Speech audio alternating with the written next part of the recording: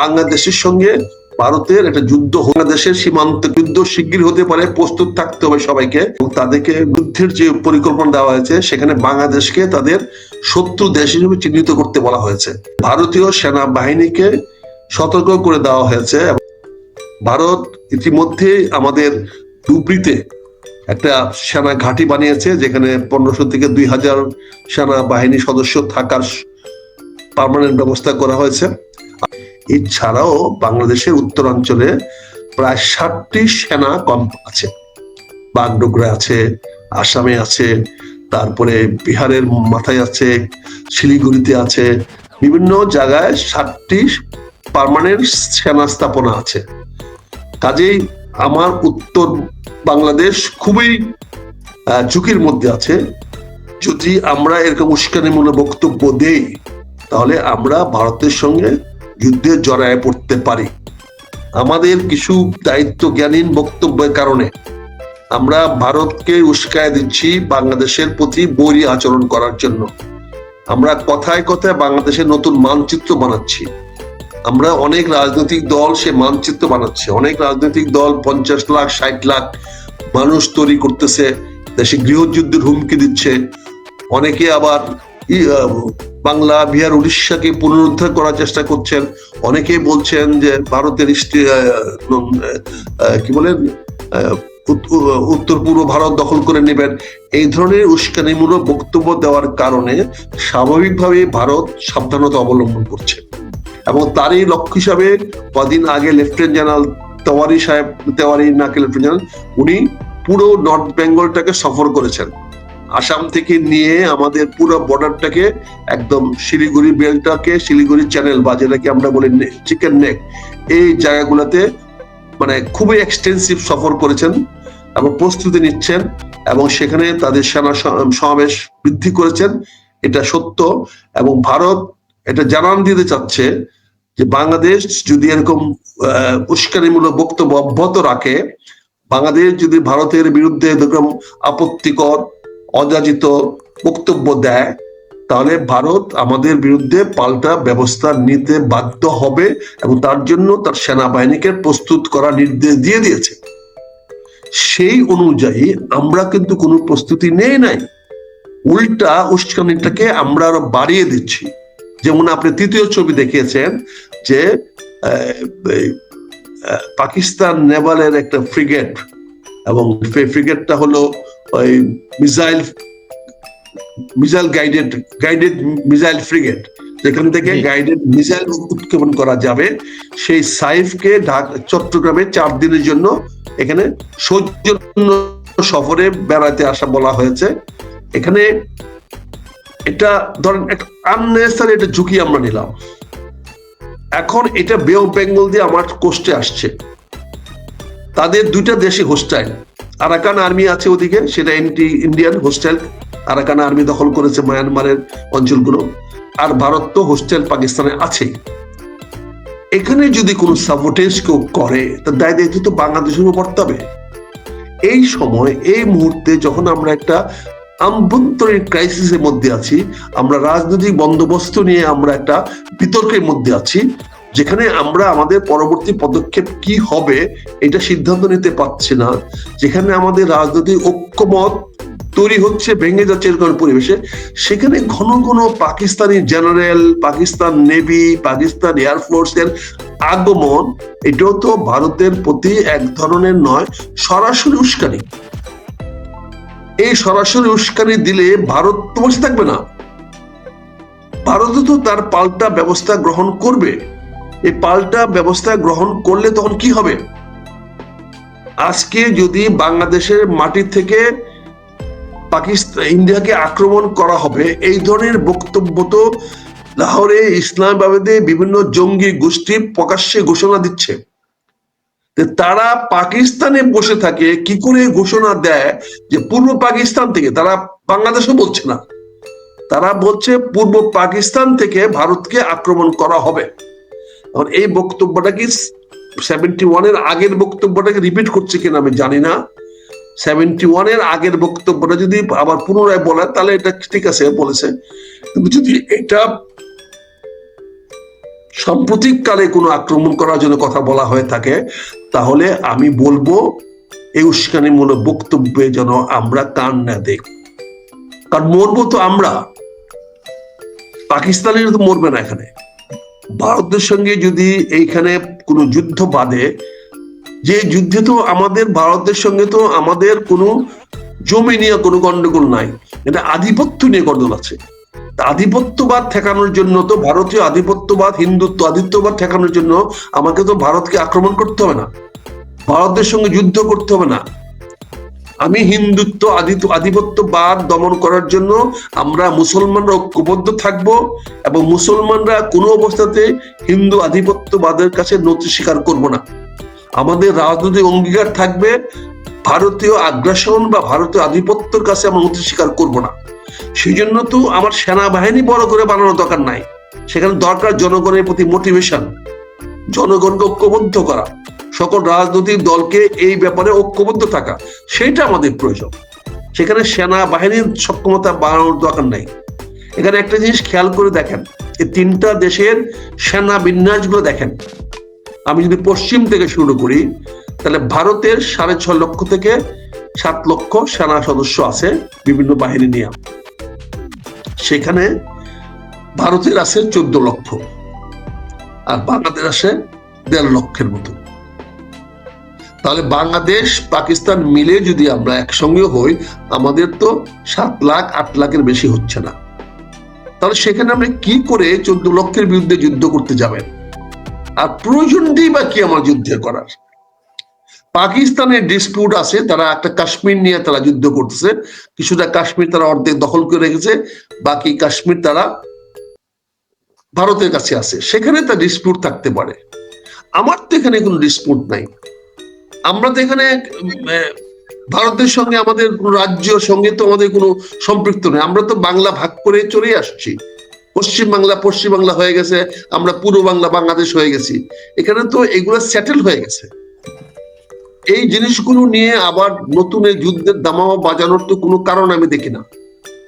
আমরা ভারতীয় আধিপত্যবাদ ঠেকাবো, আমরা হিন্দুত্ব আধিপত্যবাদ ঠেকাবো।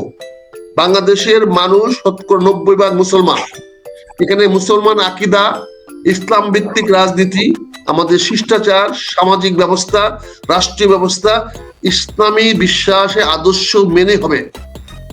আল্লাহর লা ইলাহা ইল্লাল্লাহ প্রতিষ্ঠা করা হবে বাংলাদেশে, এটার কোনো নাই। মুহাম্মদ রাসূলুল্লাহ, আমাদের রাসূলুল্লাহকে আমরা নবী মানি, এটা কোনো আপোষ নাই। কিন্তু তার জন্য তো আমাকে যুদ্ধ করতে হবে না, আমাকে তো পূর্ণ প্রতিষ্ঠা করার দরকার নাই।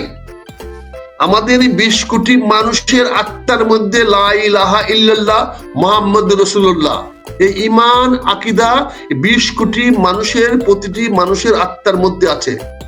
এখানে নতুন করে কাউকে মুসলমান বানানোর তো আমরা মুসলিম আধিপত্যবাদ সৃষ্টি করছি না, বরঞ্চ আমরা আমাদের মুসলমানদেরকে আরো সহি বা আরো নিবেদিত করার চেষ্টা করছি। সেটা করার অধিকার তো আমাদের আছে, সেটা আমরা করব। কিন্তু আমরা তো মুসলিম আধিপত্যবাদ এখানে বিস্তার করতে চাচ্ছি না, যেটা হয়তো আজ থেকে 500 বছর 1000 বছর আগে দরকার ছিল, যেটা হয়তো মোগলরা করে গেছে, তাদের প্রয়োজন ছিল, যেটা হয়তো উসমানিয়া সাম্রাজ্যের জন্য প্রয়োজন ছিল, তারা করে গেছে। কিন্তু আমি তো এখন বাংলাদেশের সীমা বৃদ্ধি করতে পারবো না, এই আধিপত্য তো আমি দেখাতে পারবো না।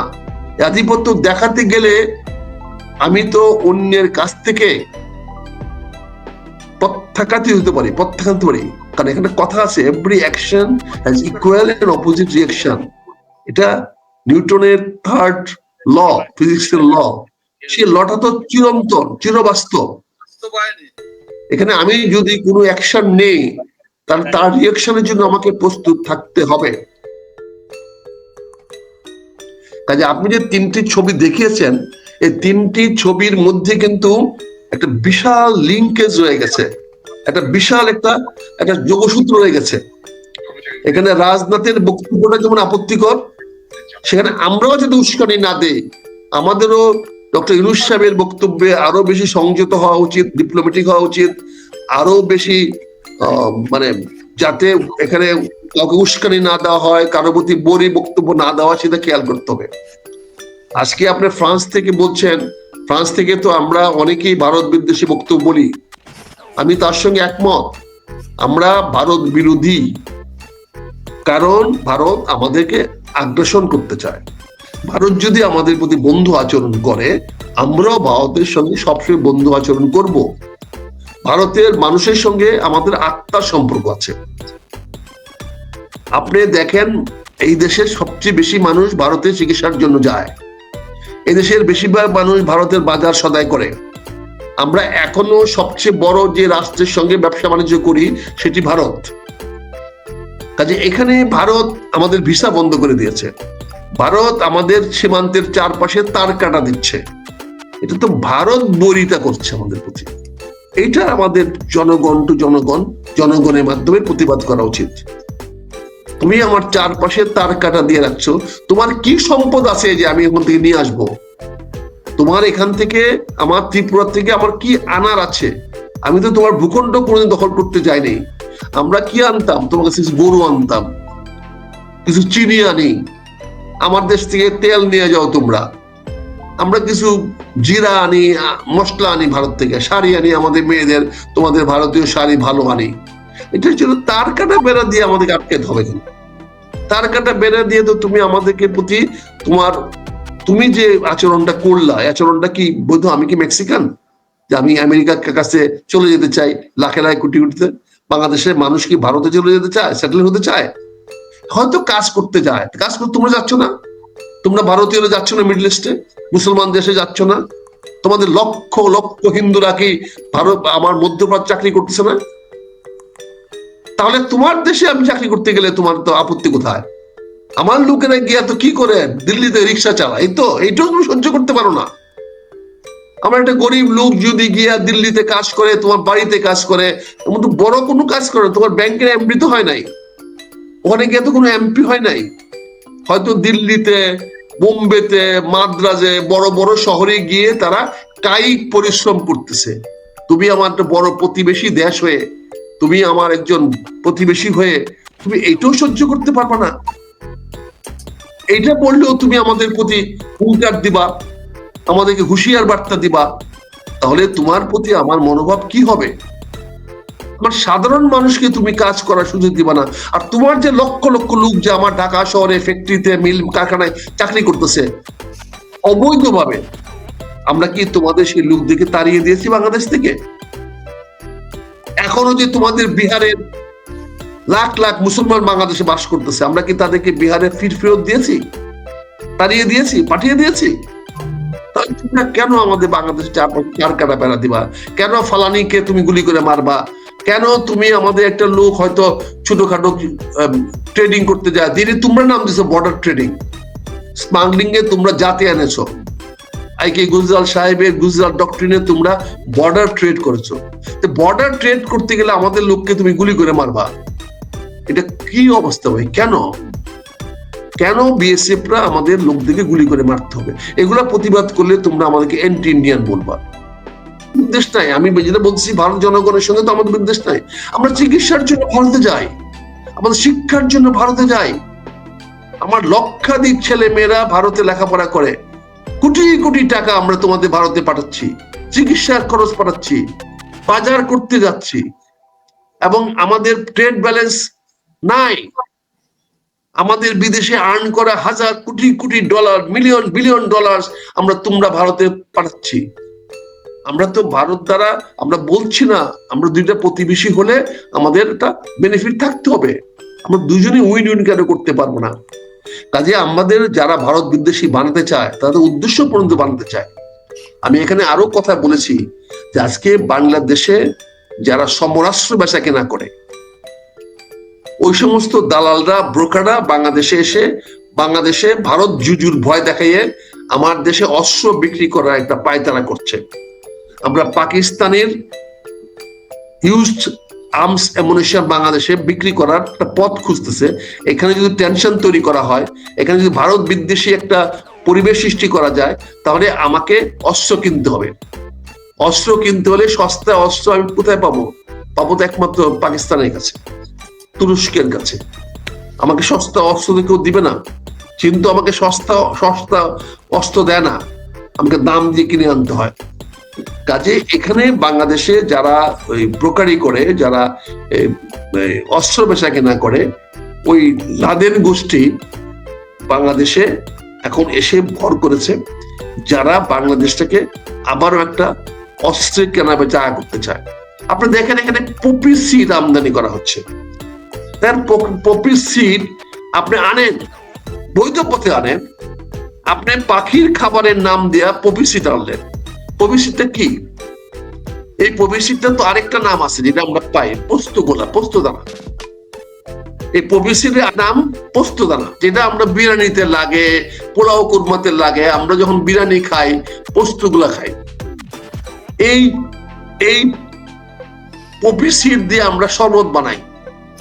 আমাদের অতীতে বাংলাদেশের সাহিত্যে দেখবেন লেখা আছে যে আমাদের বয়স্ক লোকেরা ওই পপির বা আফিং এর শরবত বানায় খায়া ঘুমাইতো।